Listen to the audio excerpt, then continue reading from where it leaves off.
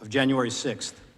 We'll demonstrate that, to the contrary, the violence and looting goes against the law and order message he conveyed to every citizen of the United States throughout his presidency, including on January 6th. First, though, we would like to discuss the hatred, the vitriol, the political opportunism that has brought us here today. The hatred that the House managers and others on the left have for President Trump has driven them to skip the basic elements of due process and fairness and to rush an impeachment through the House claiming, quote, urgency, close quotes. But the House waited to deliver the articles to the Senate for almost 2 weeks, only after Democrats had secured control over the Senate. In fact, contrary to their claim that the only reason they held it was because Senator McConnell wouldn't accept the article, Representative Clyburn made clear that they had considered holding the articles for over 100 days to provide President Biden with a clear pathway to implement his agenda.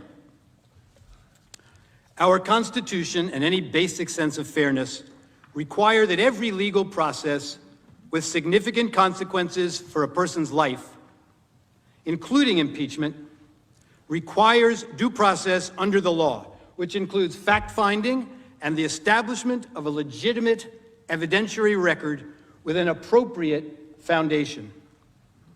Even last year's impeachment followed committee hearings and months of examination and investigation by the House.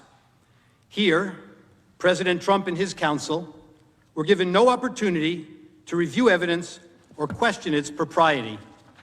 The rush to judgment for a snap impeachment in this case was just one example of the denial of due process. Another, perhaps even more vitally significant example was the denial of any opportunity ever to test the integrity of the evidence offered against Donald J. Trump in a proceeding seeking to bar him from ever holding public office again, and that seeks to disenfranchise some 75 million voters, American voters. On Wednesday this week, countless news outlets repeated the Democrat talking point about the power of never before seen footage. Let me ask you this. Why was this footage never seen before? Shouldn't the subject of an impeachment trial, this impeachment trial, President Trump, have the right to see the so-called new evidence against him? More importantly, the riot and the attack on this very building was a major event that shocked and impacted all Americans. Shouldn't the American people have seen this footage as soon as it was available? For what possible reason do the House managers withhold it from the American people and President Trump's lawyers? For political gain? How did they get it? How are they the ones releasing it? It is evidence in hundreds of pending criminal cases against the rioters. Why was it not released through law enforcement or the Department of Justice? Is it the result of a rushed snap impeachment for political gain without due process? House Manager Raskin told us all yesterday that your job as jurors in this case is a fact-intensive job. But of course, as several of the House managers have told you, we still don't have the facts. Speaker Pelosi herself on February 2nd called for a 9/11-style commission to investigate the events of January 6th. Speaker Pelosi says that the commission is needed to determine the causes of the events. She says it herself. If an inquiry of that magnitude is needed to determine the causes of the riot, and it may very well be, then how can these same Democrats have the certainty needed to bring articles of impeachment and blame the riots on President Trump? They don't. The House managers, facing a significant lack of evidence, turned often to press reports and rumors during these proceedings, claims that would never meet the evidentiary standards of any court. In fact, they even relied on the words of Andrew Feinberg, a reporter who recently worked for Sputnik, the Russian propaganda outlet. You saw it posted. By the way, the report they cited was completely refuted. The frequency with which House managers relied on unproven media reports shocked me as I sat in this chamber and listened to this. And there's a lot that we don't know yet about what happened that day. According to those around him at the time, reportedly responded. Trump reportedly reports across all major media outlets. Major news networks, including Fox News, reportedly summoned. Reportedly not accidental. According to reports, President Trump who reportedly spoke to the guard. And was widely reported. Media reports? According to reports, reportedly. As any trial lawyer will tell you, reportedly is a euphemism for, I have no real evidence. Reportedly is not the standard in any American setting in which any semblance of due process is afforded an accused. Reportedly isn't even, here is some circumstantial evidence. It is exactly as reliable as, I Googled this for you. And if you're worried that you might ever be tried based on this type of evidence, don't be. You get more due process than this when you fight a parking ticket. One reason due process is so important with respect to evidence offered against an accused is that it requires an opportunity to test the integrity, the credibility, the reliability of the evidence. Here, of course, former President Trump was completely denied any such opportunity. And it turns out there is significant reason to doubt the evidence the House managers have put before us. Let me say this clearly. We have reason to believe the House managers manipulated evidence and selectively edited footage. If they did, and this were a court of law, they would face sanctions from the judge. I don't raise this issue lightly. Rather, it is a product of what we have found in just the limited time we have had since we first saw the evidence here with you this week. We have reason to believe that the House managers created false representations of tweets, and the lack of due process means there was no opportunity to review or verify the accuracy. Consider these facts. The House managers, proud of their work on this snap impeachment, staged numerous photo shoots of their preparations. In one of those, Manager Raskin is seen here at his desk reviewing two tweets side by side. The image on his screen claims to show that President Trump had retweeted one of those tweets.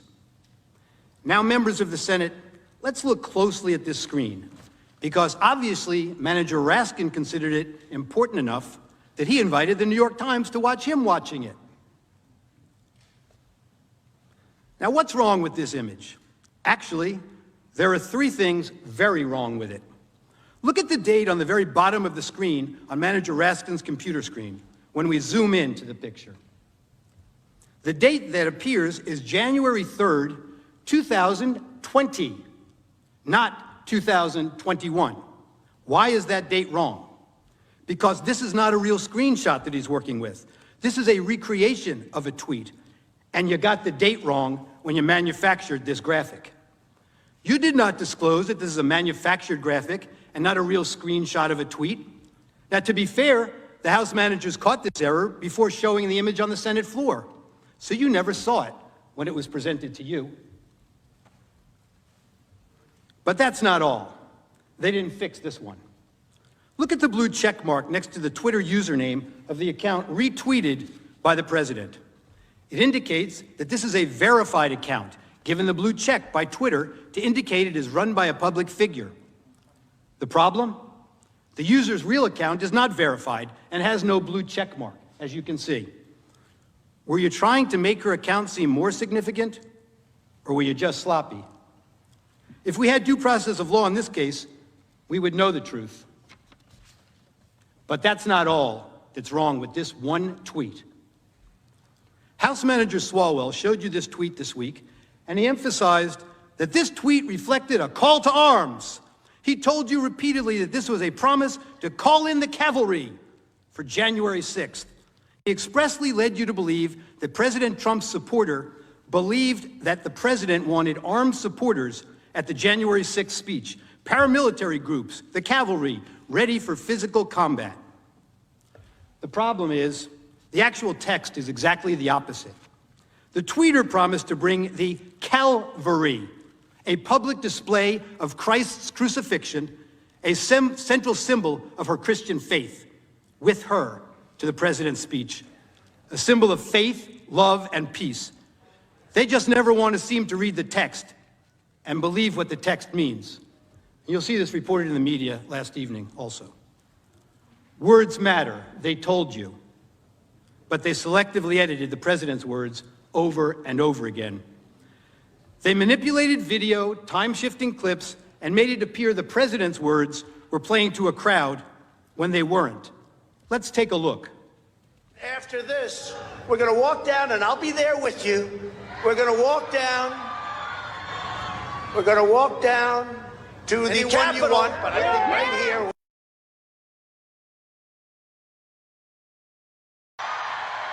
And we're going to cheer on our brave senators and congressmen and women. And we're probably not going to be cheering so much for some of them. Because you'll never take back our country with weakness. You have to show strength, and you have to be strong. We have come to demand that Congress do the right thing and only count the electors who have been lawfully slated. Lawfully slated. I know that everyone here will soon be marching over to the Capitol building to peacefully and patriotically make your voices heard. And we are going to walk down to the Capitol. They showed you that part. Why are we walking to the Capitol? Well, they cut that off. To cheer on some members of Congress, and not others, peacefully and patriotically. The Supreme Court ruled in Brandenburg that there's a very clear standard for incitement. In short, to paraphrase, whether the speech was intended to provoke imminent lawless action, and was it likely to do so. Go to the Capitol and cheer on some members of Congress, but not others. They know it doesn't meet the standard for incitement, so they edited it down. We heard a lot this week about fight like hell, but they cut off the video before they showed you the president's optimistic, patriotic words that followed immediately after. We fight like hell, and if you don't fight like hell, you're not going to have a country anymore. Our exciting adventures and boldest endeavors have not yet begun. My fellow Americans, for our movement, for our children, and for our beloved country, and I say this despite all that's happened, the best is yet to come. There's that famous quote, like one of the House managers said, "A lie will travel halfway around the world before the truth has a chance to put its shoes on." Well, this lie traveled around the world a few times, made its way into the Biden campaign talking points, and ended up on the Senate floor. The Charlottesville lie. Very fine people on both sides, except that isn't all he said. And they knew it then, and they know it now. Watch this. But you also had people that were very fine people on both sides. You had people in that group, excuse me, I saw the same pictures as you did. You had people in that group that were there to protest the taking down of, to them, a very, very important statue and the renaming of a park from Robert E. Lee to another name. Well, no, George Washington was a slave owner. Was George Washington a slave owner? So will George Washington now lose his status? Are we going to take down, excuse me, are we going to take down statues to George Washington? How about Thomas Jefferson? What do you think of Thomas Jefferson? You like him? Okay, good. Are we going to take down the statue? Because he was a major slave owner. Now we're going to take down his statue. So you know what? It's fine. You're changing history, you're changing culture, and you had people, and I'm not talking about the neo-Nazis and the white nationalists, because they should be condemned totally. But you had many people in that group other than neo-Nazis and white nationalists, okay? And the press has treated them absolutely unfairly. Now, in the other group also, you had some fine people, but you also had troublemakers, and you see them come with the black outfits and with the helmets and with the baseball bats. You had a lot of bad people in the other group too. Treated unfairly, sir. I'm sorry. I just didn't understand what you were saying. You were saying the press has treated white nationalists unfairly? I just didn't understand what you were saying. No. There were people in that rally, and I looked the night before. If you look, there were people protesting very quietly the taking down of the statue of Robert E. Lee. I'm sure in that group there were some bad ones. The following day, it looked like they had some rough, bad people. Neo-Nazis, white nationalists, whatever you want to call them. But you had a lot of people in that group that were there to innocently protest and very legally protest because, you know, I don't know if you know, they had a permit. The other group didn't have a permit. So I only tell you this, there are two sides to a story. I thought what took place was a horrible moment for our country, a horrible moment. But there are two sides to the country. Does anybody have a final? Does anybody have, you have an infrastructure. What makes you think? This might be today the first time the news networks played those full remarks in their context.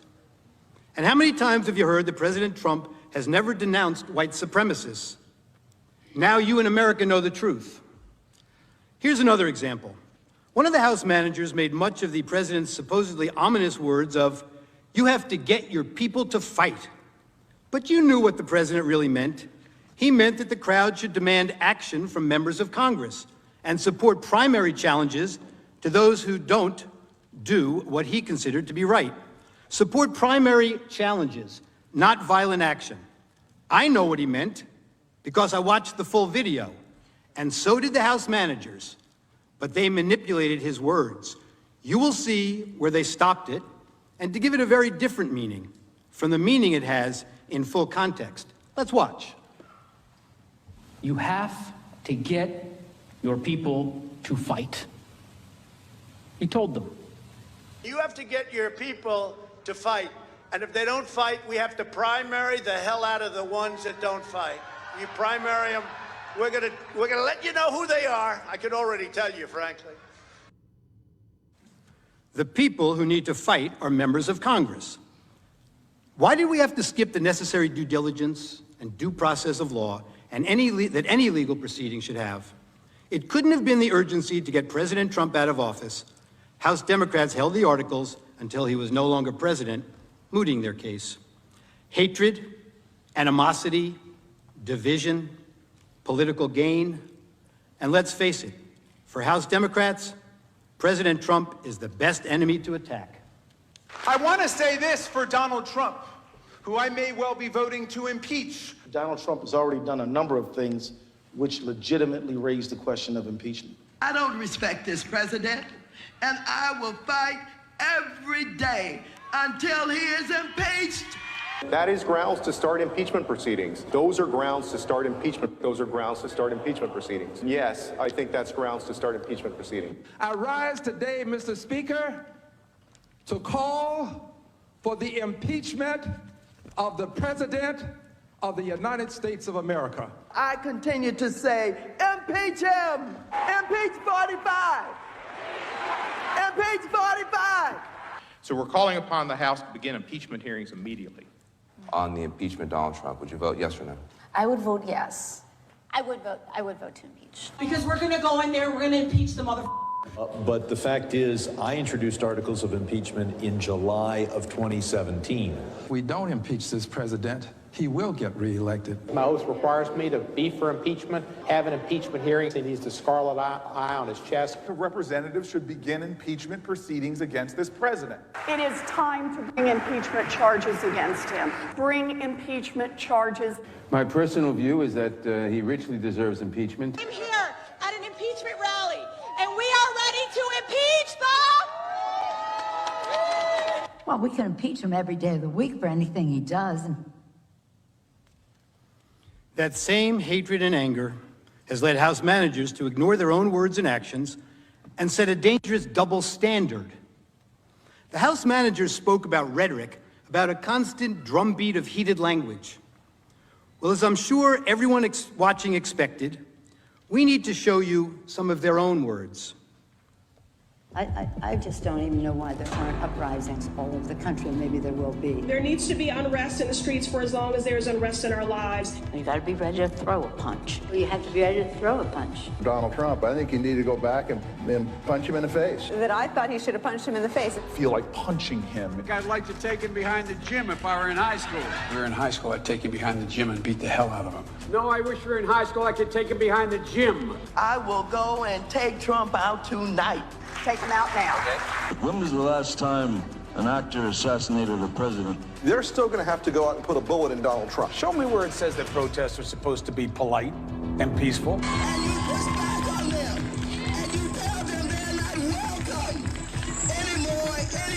I have thought an awful lot about blowing up the White House. Please, get up in the face of some Congress people. People will do what they do. I want to tell you, Gorsuch, I want to tell you, Kavanaugh, you have released the whirlwind, and you will pay the price.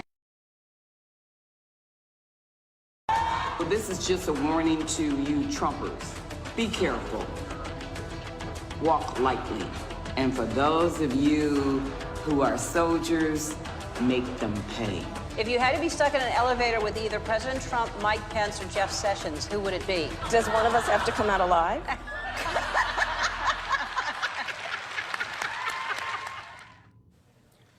And there's more. I promise to fight every single day. One, I'm a fighter and I'm relentless, but I'm a fighter and I'm relentless. A fighter and I'm relentless. I will fight like hell. But the way I see it now is that we pick ourselves up and we fight back. That's what I think it's all about. We stand up and we fight back. We do not back down. We do not compromise, not today, not tomorrow, not ever. You can either lie down, you can whimper, you can pull up in a ball, you can decide to move to Canada, or you can stand your ground and fight back. And that's what it's about. We do fight back, but we are going to fight back. We are not turning this country over to what Donald Trump has sold. We are just not. Look, people are upset and they're right to be upset. Now we can whimper, we can whine, or we can fight back. Me, I'm here to fight back. I'm here to fight back because we will not forget. We do not want to forget. We will use that vision to make sure that we fight harder, we fight tougher, and we fight more passionately than ever. We still have a fight on our hands.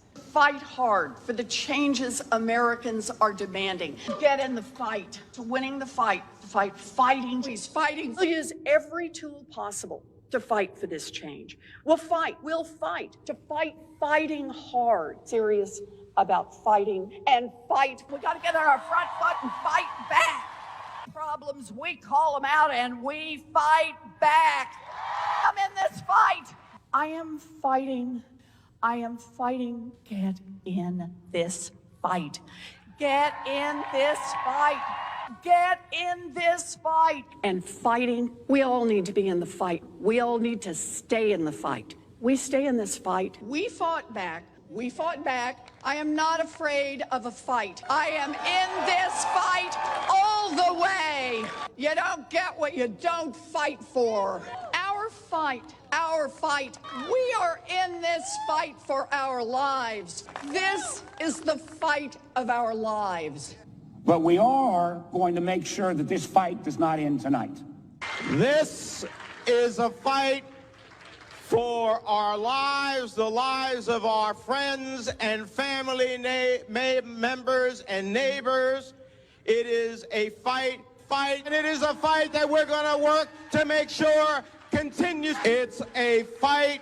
It is a fight. It is a fight, and that's what this fight is for. Well, I'm wired to fight anyone who isn't doing their job for us. I'm John Tester, and you're damn right. I approve this message. And I'll have have lots of fights ahead of us, and I'm ready to stand up and keep fighting.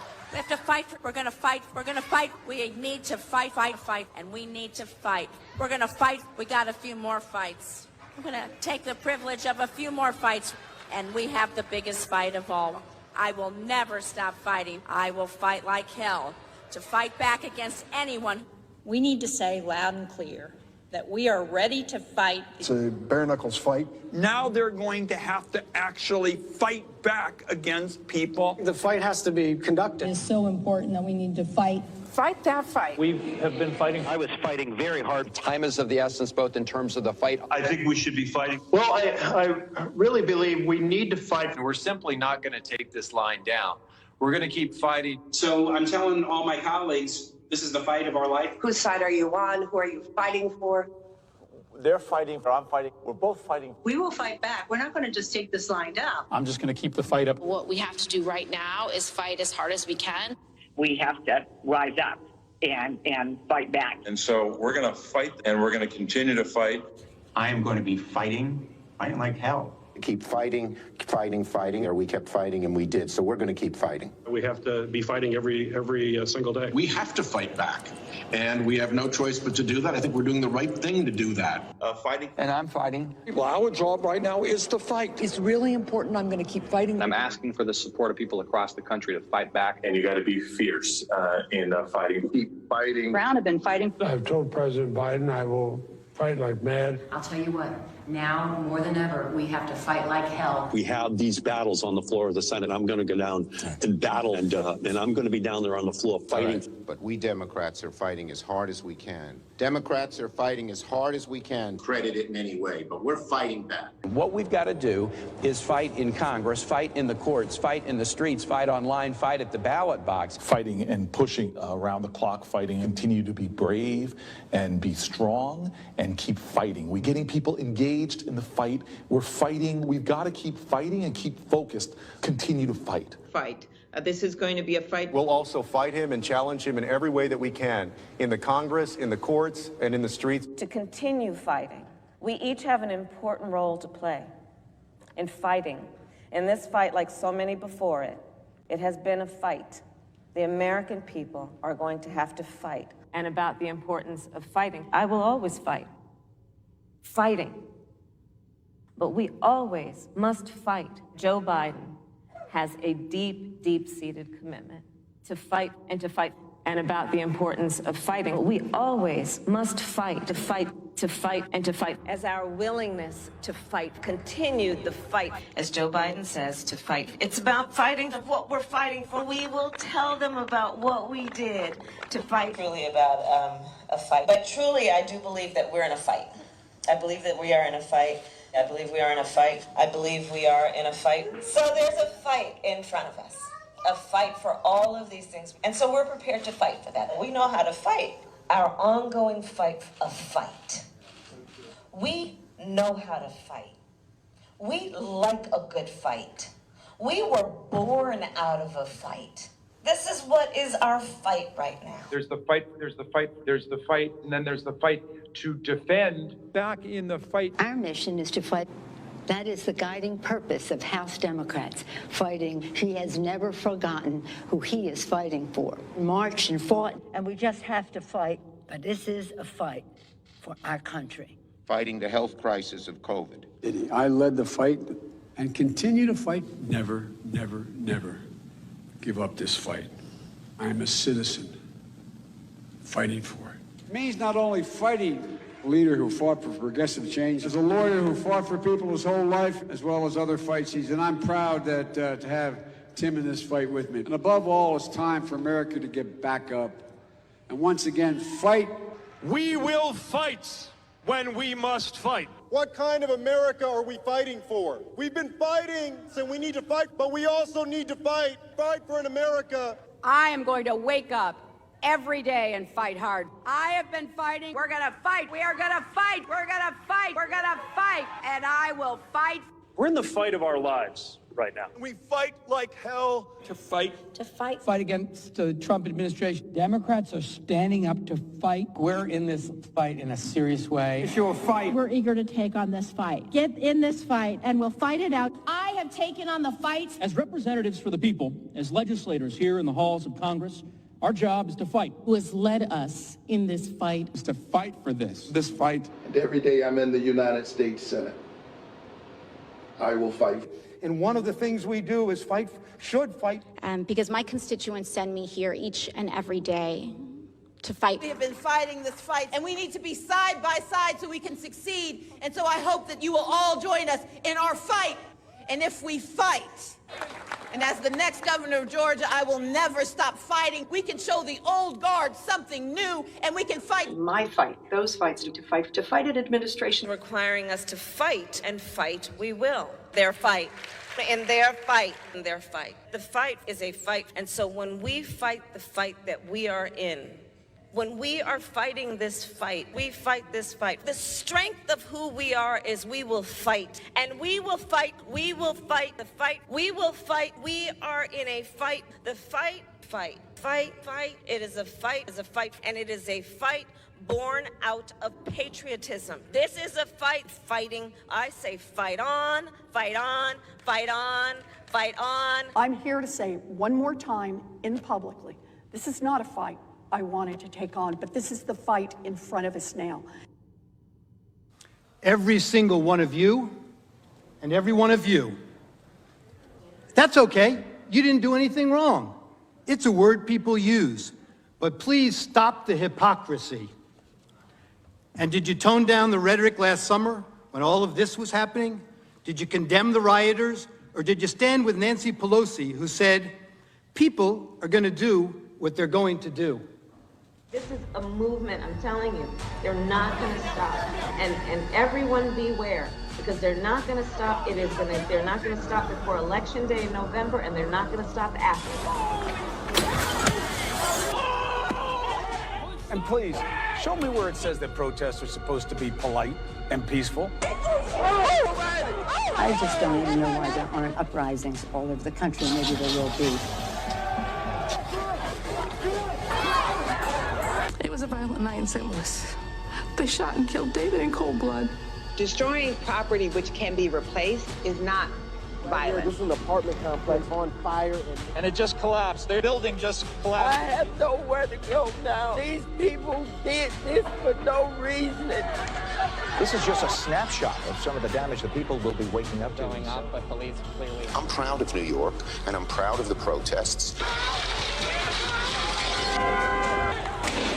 There is damage everywhere you look. Honestly, it looks like a war zone. Heartwarming to see so many people turn out peacefully.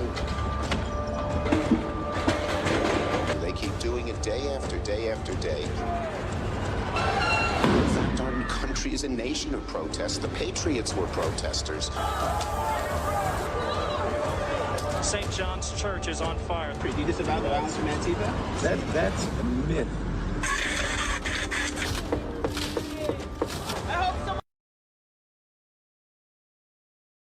Not generally speaking unruly. And you push back on them, and you tell them they're not welcome anymore, anywhere.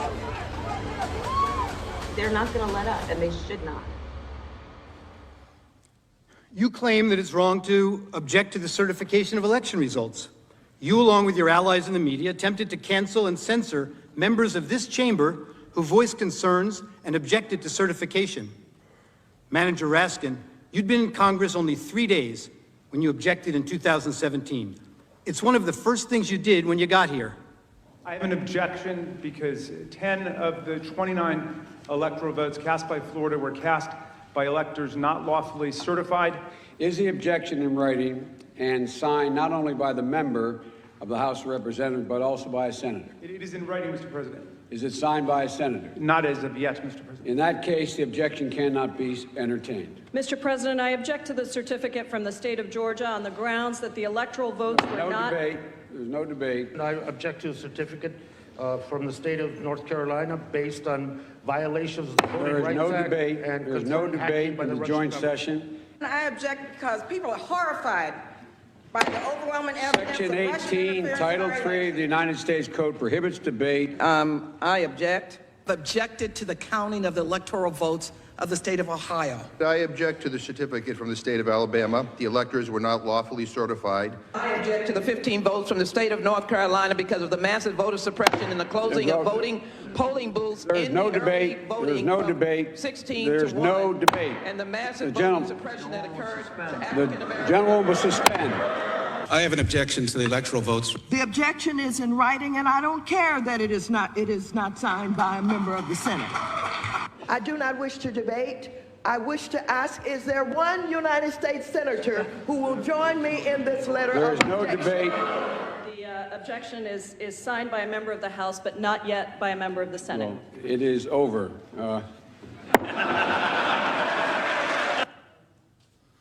And when the House managers realized that the president's actual words could not have incited the riot, as you alleged in your article of impeachment, you attempted to pivot.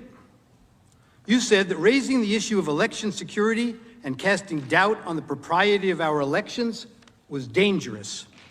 One of the House managers, Mr. Cicilline, told you that this is not about the words Mr. Trump used in isolation. Rather, it is about the big lie, the claim that the election was stolen. The House managers told you that it's the big lie that incited the riot, and that the big lie was President Trump's claim that the election was not a fair election, or that the election was stolen. Claiming an election was stolen, you were told, are words that are insightful to a candidate's followers and cause people to respond violently. Claiming an election was stolen or not legitimate is something that a candidate should never do, because he or she knows, or should know, that such a claim and such words can actually incite violent insurrection, you were told. Well, it seems that the House manager's position must be actually a bit narrower than that. The House manager's position really is that when Republican candidates for office claim an election is stolen or that the winner is illegitimate, it constitutes inciting an insurrection, and the candidate should know it. But Democratic Party candidates for public elective office are perfectly entitled to claim the election was stolen, or that the winner is illegitimate, or to make any other outrageous claim they can. It is their absolute right to do so. And it is their absolute right to do so, irrespective of whether there's any evidence to support the claim.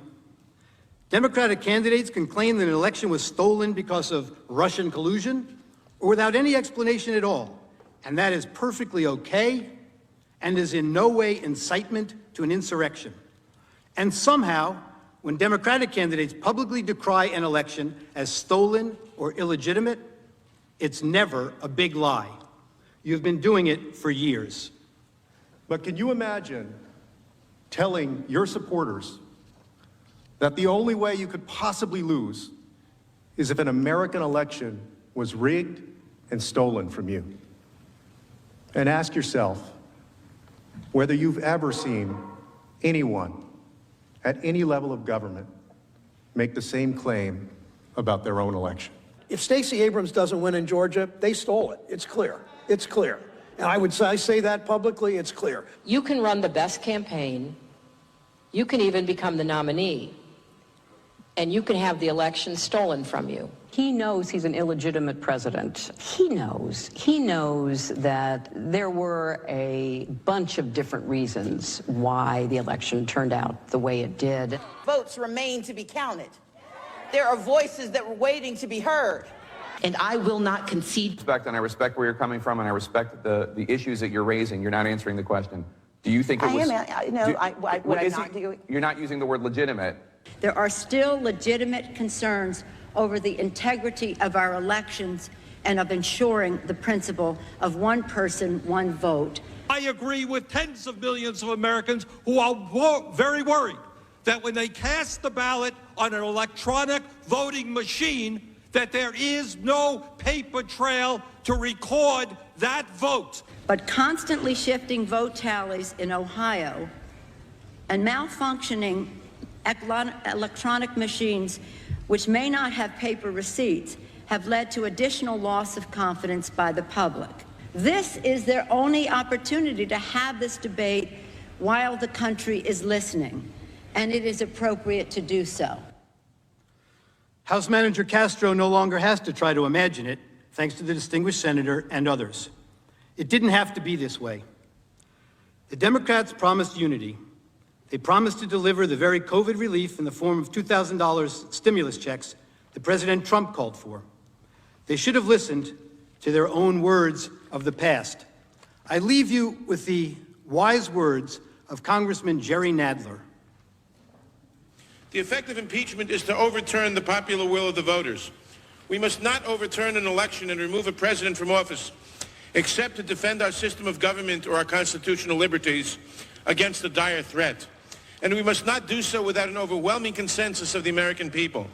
There must never be a narrowly voted impeachment or an impeachment supported by one of our major political parties and opposed by the other. Such an impeachment will produce the divisiveness and bitterness in our politics for years to come and will call into question the very legitimacy of our political institutions. The American people have heard the allegations against the president, and they overwhelmingly oppose impeaching him. They elected President Clinton. They still support him. We have no right to overturn the considered judgment of the American people. Mr. Speaker, the case against the president has not been made. There is far from sufficient evidence to support the allegations, and the allegations, even if proven true, do not rise to the level of impeachable offenses. Mr. Speaker, this is clearly a partisan railroad job. The same people who today tell us we must impeach the president for lying under oath, almost to a person voted last year to re-elect the speaker who had just admitted lying to Congress in an official proceeding. The American people are watching, and they will not forget. You may have the votes, you may have the muscle, but you do not have the legitimacy of a national consensus or of a constitutional imperative. This partisan coup d'etat will go down in infamy in the history of this nation. Thank you, Mr. Speaker. I yield back the balance of my time.